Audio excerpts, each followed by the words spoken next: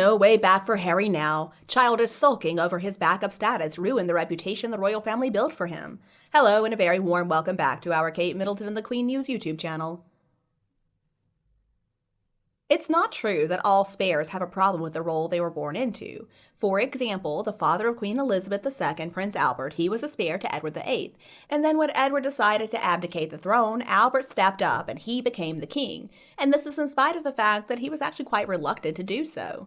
So Albert has crowned King George VI, and he only ever wanted to serve the monarchy, although he did not want to serve the monarchy as king. So Albert was an example of an excellent spare. Now, Prince Alfred was the Duke of Saxe-Coburg and Gotha, and he was just fine as a spare to Edward VII.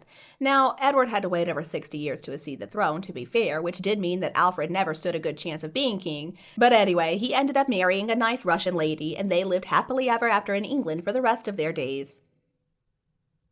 Not all spares are horrible people. In my opinion, Princess Margaret was also not horrible. In fact, Princess Margaret's only problem was that she fell in love with the wrong man. She fell in love with her father's equerry, Peter Townsend, and he was 15 years older than her, and in fact, he was still married. Now, Peter Townsend was planning to divorce his wife. It was going to happen, and they were going to get married, but Queen Elizabeth stepped in, and she told Margaret no, and that really broke both of their hearts. The church had a strict rule about no marriages to people who have been divorced, and Margaret really wanted her sister to bend the rule a little bit, and so of course she felt heartbroken when the Queen said no. I know the Queen really wanted to give her sister a happy love life, but back then it just wasn't done. Princess Margaret went on to enjoy her life though, and she was still very close to her sister and her mother. So really, Margaret never did anything to harm the monarchy. Prince Andrew was also the spare for quite some time, and when he was younger, there was nothing wrong with him. He was decent. He was fine. Sure, sometimes he could be a little overly confident, bordering on arrogant, and once his naval career was finished, Andrew really lost his sense of purpose in life, and that's when he got into all this trouble. But still, Andrew did take accountability for the part he played in humiliating the monarchy, and when the late Queen removed his royal duties, Andrew was accepting of that. Now, at the end of the day, he is still one of the family, but King Charles has made it clear that Andrew is never going to be a working royal ever again. It's sad, but it happens, and it probably needed to happen. And at least there is nothing to stop Andrew from still enjoying his life. But Harry is completely different. Now, when he was young, he was considered to have some problems. His mother wrote that he was constantly in trouble. Harry's performance in school was not very good, and one of his teachers went on record saying that she wrote the entire paper for Harry, except for one sentence, a single sentence that Harry managed to write. From a very young age, Harry was into some really hard partying and drugs, and when his mother passed away, it only added fuel to that fire. Drugs and drinking alcohol were a big part of Harry's life when he was young, when he was a teenager. And really, when he got to his 20s, he only increased his ability to party even more. Harry had a reputation for being very moody. His girlfriends did not want to stick with him because he acted like a diva. Harry also had his problems with jealousy, but he usually tried to hide that from other people. And Harry was known for having some interesting sexual appetites that he had no problem indulging in. There are also reports that when Harry was serving in the army, he would get really violent with sex workers. At this point, Harry is not even a spare anymore, and he sure is a wretched human being. Prince George is the Wales heir, and Princess Charlotte is now the spare. I do believe Prince William and Catherine, the Princess of Wales, are so aware of the way they're raising their kids. They want them to all feel like they have a real purpose in life, and their purpose is to do great in whatever it is they're interested in. And also they understand they're supposed to support each other. As public opinion of Harry becomes increasingly negative, I do hope that he finally sees that as a wake-up call to do some real self-reflection. But you know what? I don't really think Harry is psychologically capable of changing. It seems like he just cannot help himself. He's always getting in his own way. It's almost like he was genetically programmed to self-destruct, much like his mother. He and Meghan are just perfect for each other, and they're going to continue to wreak havoc throughout their lives. When Princess Margaret was the spare, things were a lot more strict, both in terms of what a princess was allowed to do, and also what was considered appropriate for women to do. Things have changed a lot since then. Now, Andrew did have a specific job within the monarchy as a trade ambassador, and he could have held on to that job if he didn't mess everything up by being friends with Jeffrey Epstein. I really think Harry thrived in the structure of the military. He should have stayed there. But the thing about it was, Harry did not have the education to go beyond the rank that he had attained, and he said that he didn't want desk duty. But he could have been a training instructor or something like that. Harry could have created an amazing life for himself, promoting the Invictus Games, Paralympic sport in general, and he also could have focused on his charitable interests in Africa. Actually, many younger sons of the British aristocracy have developed their own interests, and they have pursued them, and they don't have to worry about the burden of managing these large landed estates. But it looks like Harry was just too spoiled and too lazy to do something like that.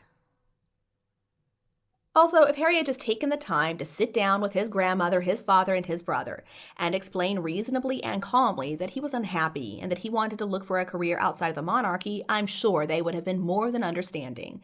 But see, I think Harry wanted to be a rebel, which could be why he settled so quickly on marrying Meghan Markle. He knew that Meghan Markle was the least appropriate woman that he could find, and I think that's why he wanted her. And now I don't think there's any way back for him. Harry has shown that he's got some major character flaws. The reality is he was the spare. That's how things were. Just look at Harry sulking because Catherine was speaking with somebody else. I do believe his biggest problem is that he wanted Catherine. He wanted somebody like her at least, but he couldn't find anyone like that who wanted to marry him. Now, I don't know exactly what is wrong with Harry mentally, but it seems like whatever it is the driving force behind his desperate need to always be the center of attention. Now Harry doesn't even have any real privileges, he just has royal titles. He doesn't have respect for anything or anyone, and I don't even think he respects himself. And if Meghan Markle really believes that Harry respects her, well, she's as crazy as he is. I mean, talk is pretty cheap. I think Harry is almost as bad of a narcissist as Meghan Markle is. In the past, we always assumed that Harry was just fun-loving and cheeky, but maybe that was the narcissism rearing its ugly head even back then. It's pretty clear that Harry has inherited the hereditary mental illness of his unstable mother, and it's not going to be possible to make an accurate diagnosis of his condition, and maybe even treat it, without knowing about the genetic health of whoever his biological father was if it wasn't Charles. And when it comes to the royal family, they're not really spare any more than any other child is spare just because they have an older sibling. Most people do have more than one child, so it's really not that Harry was less loved than William was. See, I don't think that the royal family is all that different from just a normal family. Think about a farming family. They typically have a lot of land, they have a lot of equipment, and they'll have multiple children. And who usually inherits all that stuff? Well, it's usually the oldest. So in a family like that, what do the other siblings do? Well, they don't do what Harry's done. The problem is that Harry is such a pessimist. As the son of the king, the world was at his feet, but Harry didn't see it or he didn't want it. He had the world handed to him on a silver platter and he walked away.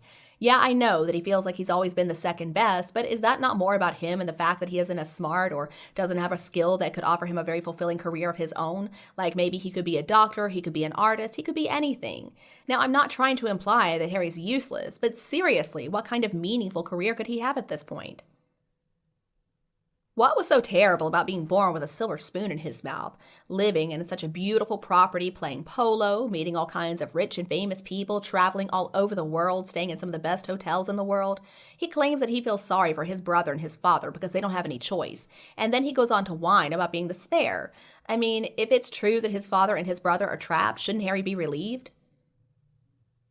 And I suspect if Harry had done what his brother did, just married a good British girl similar to Catherine, then he would have gone through life not expressing any of these sentiments, and he would have stayed close to his family.